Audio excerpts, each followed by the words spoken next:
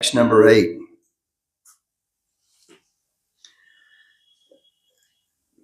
Tadvidehi namastubhyam karmas svidyatma. I'm going to do one word at a time. This is hard. Yat kritveha amutra cha bhaved gati tadvidehi namastubhyam karmas svidyatma shaktishu yat kritveha yasho vishvag amutra cha bhaved tadvidehi namastubhyam karmas vidyatma shaktishu yadkritveha yasho vishvag amutra cha bhaved gati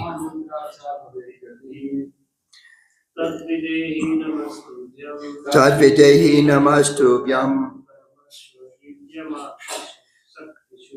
karmas vidyatma shaktishu yadkritveha yasho vishvag amutra cha bhaved gati tadvidehi namastubhyam karmas vidyatma shaktishu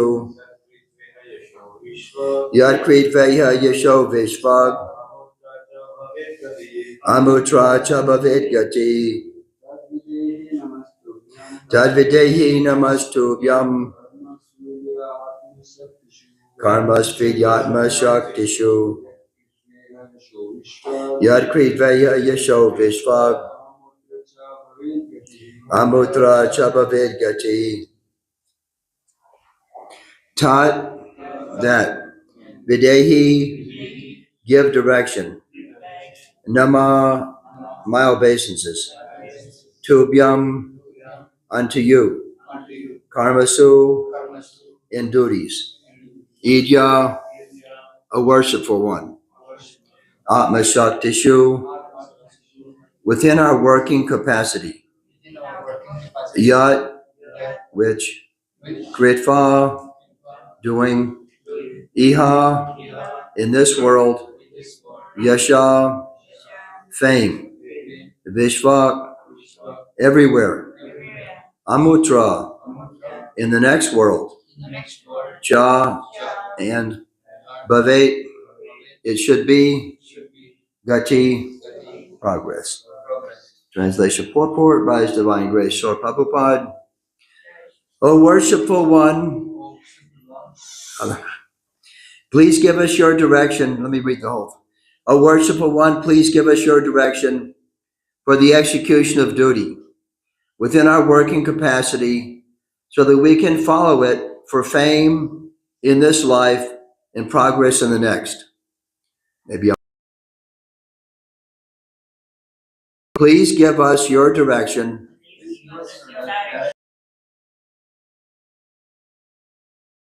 within our working capacity so that we can follow it for fame in this life and progress in the next. Purport. Brahma is a direct recipient of Vedic knowledge from the personality of Godhead. And anyone discharging his entrusted duties in disciplic succession from Brahma is sure to gain fame in this life and salvation in the next. The disciplic succession from Brahma is called the Brahma Sampradaya, and it descends as follows. Brahma, Narada, Vyas, Madhvamuni, Purnapragya, Padmanabha, Nrihari, Madhava, Akshobhya, Jayatirtha, Gyanasindhu, Dayanidhi, Vijayanidhi, Rajendra, Jayadharma, Purushottama, Brahmanya Tirtha, Vyas Tirtha, Lakshmi Pati, Madhavendra Puri, Ishvara Puri, Sri Chaitanya Mahaprabhu, Sri Prabhupada,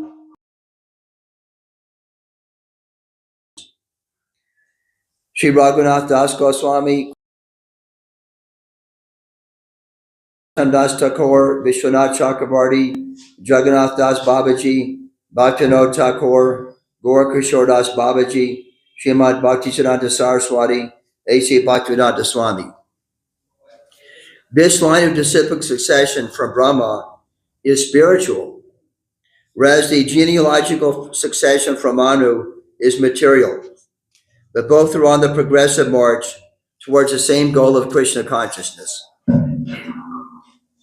This is kind of a very short purport. I'll speak on this just for a few minutes and go on to the next verse.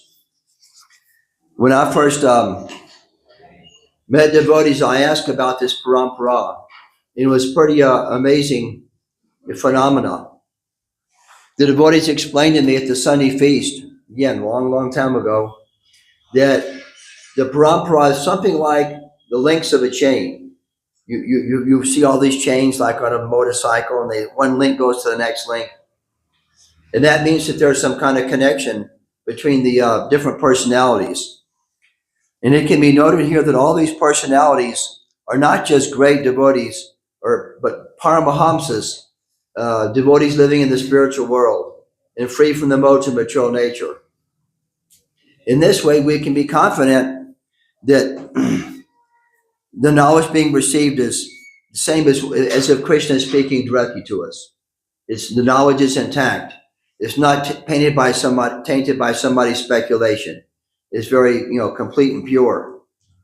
One time I gave a class, and the devotees didn't really like it that I was are beyond material defects.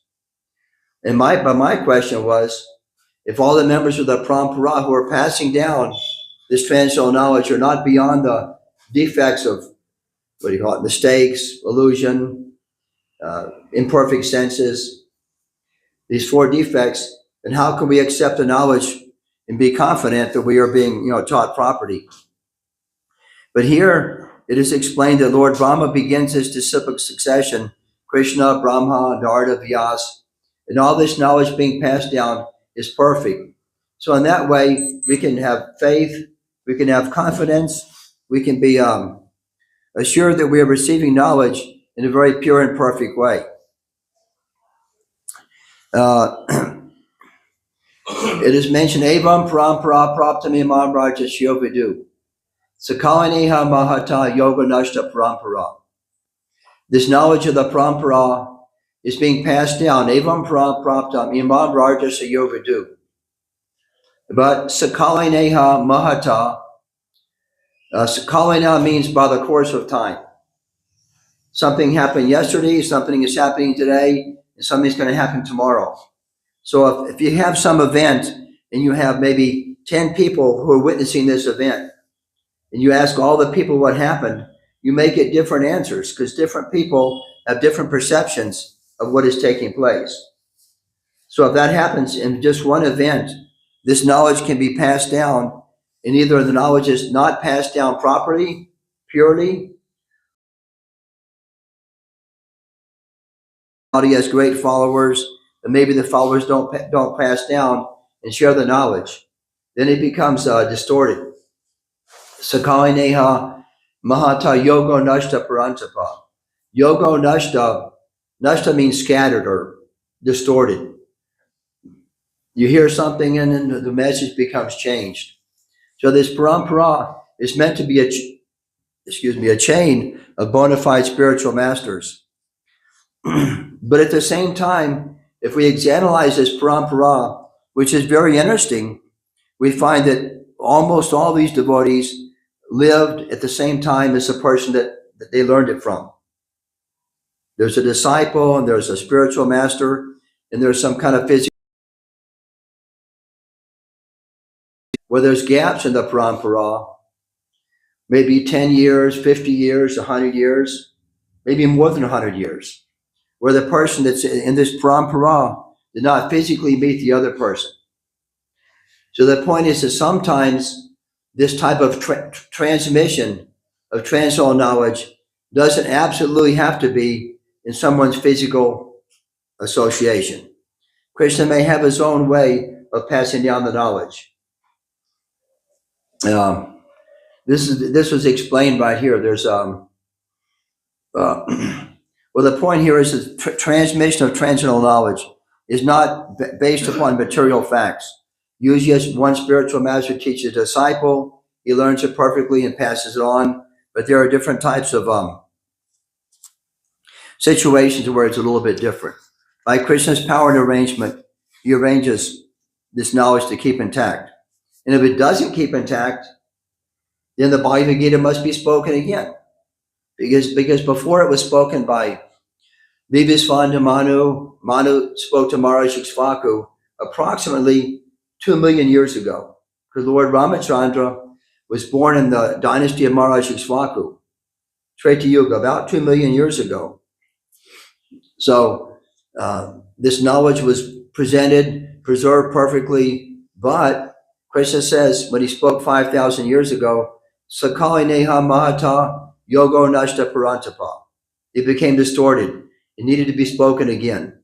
So Krishna spoke Bhagavad Gita, and because this is Kali Yuga, even though he spoke it perfectly, it was the absolute truth, the personality of Godhead, and he's speaking to the most perfect disciple, Arjuna. But still, somehow or another, the knowledge became somewhat either distorted, or those who were following it weren't following it quite perfectly. So again, we have all this reasons why Lord Chaitanya appeared, but he appeared to demonstrate and show how to practice, how to be a Bhagavad Gita follower, how to be a devotee. He demonstrated his life in such a way so that one may be able to be, one may be affected by scholarly misinterpretations. The Lord Chaitanya demonstrated that, like for example, the verse Sadatam Kirtayantamam Yatantas Chadvidavata. Lord says, my devotees are Sadatam Kirtayantamam, always chanting my glories. So maybe this knowledge of the Hare Krishna mantra, how to chant the holy names, was not properly there. So when Lord Chaitanya came, he demonstrated as a devotee how to be engaged in devotional service. He was always chanting Hare Haraya Nama Krishna, Yadavaya Namaha, Yadavaya Madhavaya Keshavaya Namaha. So he went all throughout South India, most of North India, and so many places, and he demonstrated how to be a devotee. So again, we see Lord Chaitanya, he reactivated the knowledge of Bhagavad Gita, which had been at least not practiced perfectly, because this is Kali Yuga. So this parampara is very, very important. If someone asks, what is this Krishna consciousness movement? It's based upon the science of Krishna consciousness, the way the Supreme Personality of Godhead has explained it to us. It's passed down in this way. So it was a very short verse. I will read simply text 9. Brahma vacha pritas tubhya maham tata svasti stad vamshiti vara. Yan nirvyalikena rida sati metyatmana arpitam. Lord Brahma said, my dear son, O Lord of the world, I am very pleased with you, and I desire all blessings for both you and your wife. You have without reservation surrendered yourself unto me with your heart for my instructions. Purport. The relationship between the Father and the Son is always sublime. The Father is naturally disposed with goodwill towards the Son, and he's always ready to help the Son in his progress in life. Is everybody good with English? Okay. But in spite of the Father's goodwill, the Son is sometimes misguided because of his misuse of personal independence. Every living entity, however small or big he may be, has the choice of independence. So just like last night, one young devotee asked a question, a very fundamental beginning question, how can we have faith in the spiritual world? So similarly here, it is being described how even though in the spiritual world, each living entity is perfectly situated in pure bliss and transcendental knowledge, but because of independence, the misuse of our free will, we may desire to enjoy independently of Krishna. So therefore, the material world is presented for the enjoyment of those who want to enjoy independently of the Supreme Lord. But it just helps us to understand that Krishna, like it says in another place, if Krishna has all types of potencies, he has to have one type of potency which is, um, um, situated with free will, and another type of another potency which is different. He must have one potency which is perfect and always complete, and another potency which is subject to misuse of free will. So that is us. We are the jiva souls, the living entities, the conditioned souls. We are in this material world trying to enjoy independently out of our ignorance, because really we cannot really enjoy independently. It is something like, if you have a hand, what does the hand do? It tries to enjoy food by itself. If the hand works independently just to try to enjoy the food, it's not going to work. The hand has to work in coordination with the whole body by giving food to the mouth.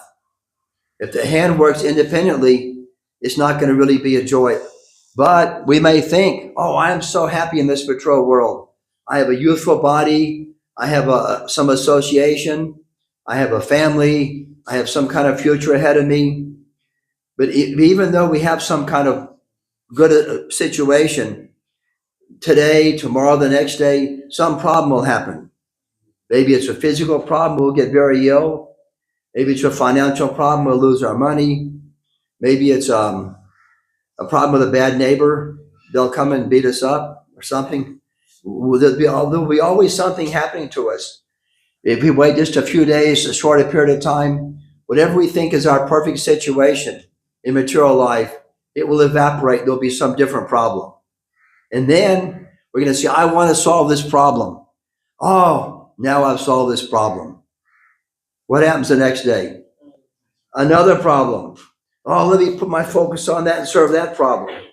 And then the next week, 2 weeks, another disaster comes. Or maybe we don't have all these disasters. Maybe we just feel lonely and incomplete. That is a sign of somebody who's maybe not spiritually realized, but who's at least perceptive that in this material world, we cannot feel completely associated with absolute truth or complete happiness unless we engage in some special activities under the instruction of a bona fide spiritual master. So that is the answer given here. That even though we have this free will and we can misuse it, Krishna allows us to come to the material world. And we as devotees, young devotees, older devotees, we should always think to ourselves, this type of situation which I'm in is not good at all. Our bodies are going to get old. They're going to get this problem and that problem. We're going to have so many things are going to go on. Let me execute this lifetime to become complete Krishna conscious. And then Krishna says, don't worry. I have your back. I am protecting you. Even if you don't finish in this lifetime, you will be situated in a good place the next lifetime. What are the two types of situations described in chapter 6, Bhagavad Gita? A yogi of short practice, not very advanced maybe, but short practice, he goes to the heavenly planets to enjoy, or maybe a long time. And that's good because he has a situation where he can make more advancement there in the heavenly planets. But the yogi of long practice, even if he falls down like Maharaj Bharat or so many devotees, you become very advanced. The Bhava stage, you're in ecstasy all the time. That type of devotee, if he falls down, and that can happen also, until we reach the prema stage, the very highest stage of pure love for the Supreme Personality of Godhead, we can also fall down. So the yogi of long practice, what happens to him? What is described there in Bhagavad Gita? The yogi of long practice, very advanced, but still he has fallen down. What happens to him? He's birthed in a great, great Brahminical Vaishnava family. And that way he has hundreds of times more advantage because of his father and mother. Even Prabhupada talked about that. several times that he was born in a family of Vaishnavas. He spoke about his father, and he would imitate the deity worship by imitating what his father did. There was not just a mother and a father, but kind of a small village where his family relatives lived. And they had these Radha Krishna deities. And even at an early age, he got some kind of a cart and made a Rath Yatra cart. So even from a very early age, that great advantage is there. And we may mention how, like in Srimad Bhagavatam, there are many, many yogi devotees mentioned who are wonderful devotees. But Prabhupada explains that he lived a life which he had never engaged in any sinful activities. And in a previous life, the astrologer told him he was also some kind of a medical practitioner, but he was sinless. And we can understand this type of personality who's sinless in the material world is called a Nitya Siddha. There's Sadhana Siddha, Guru Kripa Siddha, and what did I just say? Sadhana Siddha, Kripa Siddha, and Nitya Siddha. And these are, it's helpful for us to understand because we're engaged as sadhana siddhi devotees. We can easily fall down if we don't chant our rounds, if we don't follow the regular principles, if we associate with the, what do you call it, Mayavadi people or something, we will fall down. So we have to be very careful about our association. And the sadhana bhakti is in a wonderful situation because we are with determination and whatever strength pursue my devotional service. Life or in the next life. Now, how about Kripa Siddha? What does that mean? It's a devotee who has achieved perfection in a very special way. He may not have followed strictly the regular principles. He may not have done so many things 100% correctly, but because of his great, deep sincerity in his wonderful devotion to the spiritual master, he gets Kripa Siddha. He's given perfection, even though he hasn't earned it in the same way the sadhana siddhi has earned it. Then what is a Nitya Siddha? Can anybody explain Nitya Siddha? The word Nitya means eternal and Siddha means perfect. So what does that mean? They are following the Lord wherever Lord goes to do fasting. It could be that way, but it specifically means they've never been contaminated by the material nature. Not in a previous lifetime, not many lifetimes back. They've never come to the material world and fallen down like us, we fallen conditioned souls. Out of ignorance, we wanted to enjoy. And finally, because of maybe a little bit of sincerity, maybe most of all of us, it's described we have performed some devotional service in previous lecture. We've done some kind of devotional service. And Krishna has allowed us, by his divine control, to come back and meet devotees. So these are some of the topics mentioned here. Lord Brahma is speaking to his son. Let me read the translation again. My dear son, O Lord of the world, I'm very pleased with you, and as I desire all blessings for both you and your wife.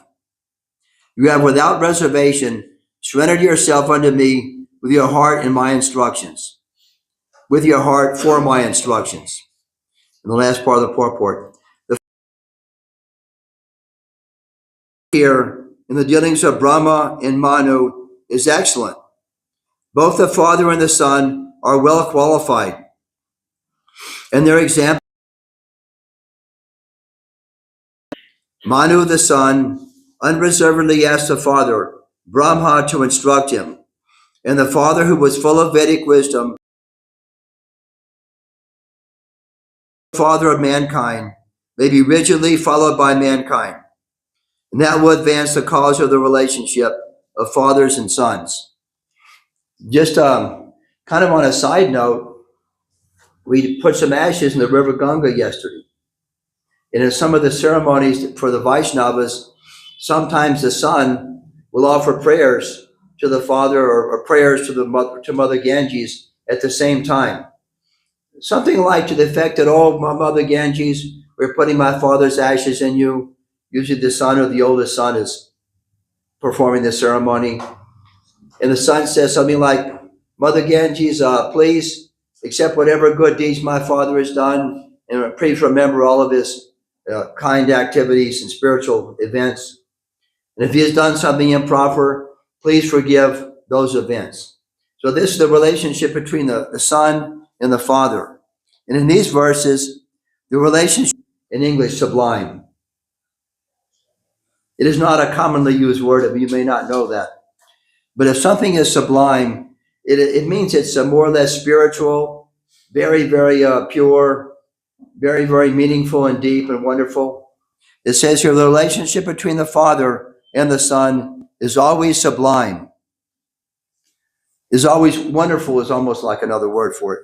The Father is naturally disposed with goodwill towards the Son, and he is always ready to help the Son in his progress in life. So we've spoken a little bit about Srimad Bhagavatam. I wanted to give just a short talk, a short lecture. I try to follow the purport as much as I could to make it meaningful in this section. But it says the appearance of Lord Varaha, but I think we've not come to that part in the chapter yet. So please, can anybody make any corrections, comments, questions?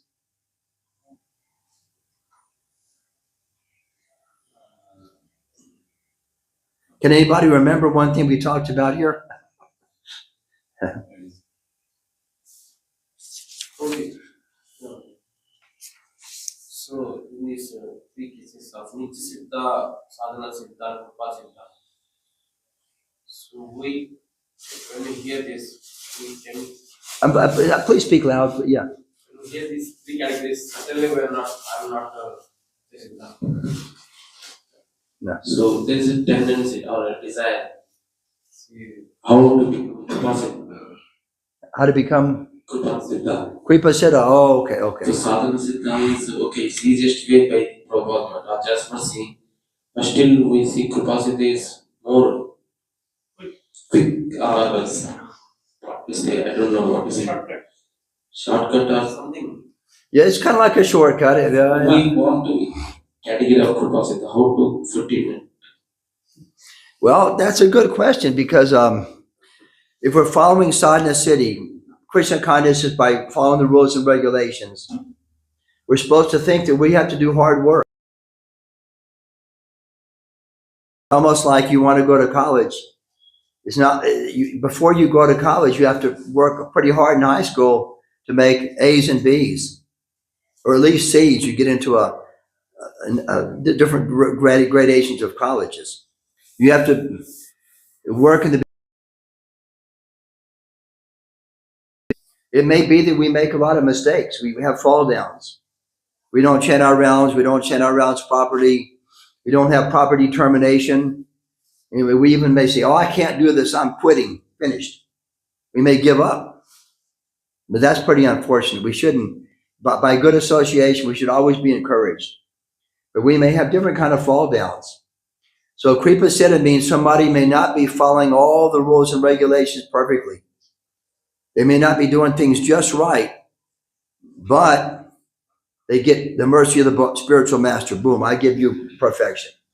But that is very, very rare. The point is, it is very rare. That is the point about mentioning it. It is extremely rare, and we should not think that it'll happen to us. We should think, I have to do things correctly. If I have a fall down, I have to become resituated again properly. Oh, Prabhu, I need Kripa Siddha. No, it's very, very rare. Very rare. So Kripa Siddha is there because it happens. But I don't even know of one example of that. It's not even talked about Srimad Bhagavatam all that much. It may be there. I just don't know of all the stories. But most all of us are sadhana siddha. We're performing sadhana bhakti. We depend upon association. We depend upon our own mind to become determined. And if we fall down or have some kind of a lacking in our service, we have to resituate ourselves again. We have to pray, oh my Lord, please help me. Please give me guidance on the path of devotional service. I don't know what to do. One devotee is telling me this. It seems to say, give me some other kind of message. It's just confusing to me. So we have to pray, oh my Lord, Please help me that if I fall down, give me the strength to resituate myself. We hear about so many devotees in Bhagavatam, like that has some kind of a difficult situation to them. Like Maharaj Pariksit, for example. He is a great topmost devotee. But when he was wandering around the kingdom, he saw this Brahmin who neglected to properly greet him as the king, and he put a snake around the Brahmin's neck. Now, he shouldn't have done that. You're not supposed to fight back with them. But that happened. Again, this is all Krishna's pastime. Krishna arranges him by a snake bird. So somebody may ask, how is this possible? Maharaj Pariksit is the best devotee. How could the Lord allow him to be bitten by a snake bird, to die within 7 days? Well, the answer is we can't know what Krishna wants to do because he has his own way of acting. He has his own type of Leela, Krishna Leela, Chaitanya Leela. Krishna has his own way of associating with his devotees. He wanted Srimad Bhagavatam to be spoken to Maharaj Pariksit. So he arranged all these pastimes to happen. What Prahlad Maharaj, so many bad things happened to him. And we can see almost difficulties and problems. And Dhruv Maharaj went to the forest. He was a little boy. Practically, you cannot live in the forest of being a little boy. You'll just be eaten by animals. And so Krishna arranges for his pastimes to take place, different devotees to be involved in his pastimes. Maharaj Pariksit was involved in his pastime. We can analyze it from different ways, but Krishna arranged this for Srimad Bhagavatam to be spoken. And he arranged Sudha Goswami to speak it, to answer the questions of Shaunaka Rishi and the sages at Naimisharanya. He arranged for that to happen so the Bhagavatam could be spoken a second time. And all these questions are there, and it's beautifully in the first canto. So many questions by the sages. So we should not think that Kripa said it will probably happen to us. It probably won't. So we should be sadhana cities. And Nitya said, also very, very rare. We meet some devotee coming from the spiritual world. Even Prabhupada mentioned how Krishna said, I want you to go to the material world. And Prabhupada said, I really don't want to go. It's a nasty place. Something like that. It's a paraphrase. Paraphrase means the words may be different, but Krishna says, no. I will take care of you. You'll be comfortable. You go and write these books. And then Prabhupada tells us when he was writing, Krishna was in his heart, was telling him what to speak in the dictaphone. He didn't actually the purports in a dictaphone. More questions, please? It's pretty hard. Kripa said it's pretty hard, Prabhu. Pretty hard. Wow, I could never imagine. We have to struggle, work hard. It's like you're trying for something. You're trying to climb a 1,000,000 miles high mountain, and here we are at the base of the mountain, 1 foot, 2 foot, and we don't know how much we're making advancement. But after many, many years, you kind of look back and you say, well, after all the problems I've had, after all the difficult situations I've gone through, maybe I've made a little bit of advancement. Krishna's been kind to me. All right, thank you very much. Hare Krishna.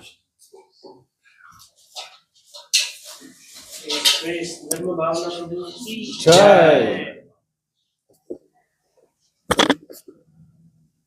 Shall I put this here? Mark the page.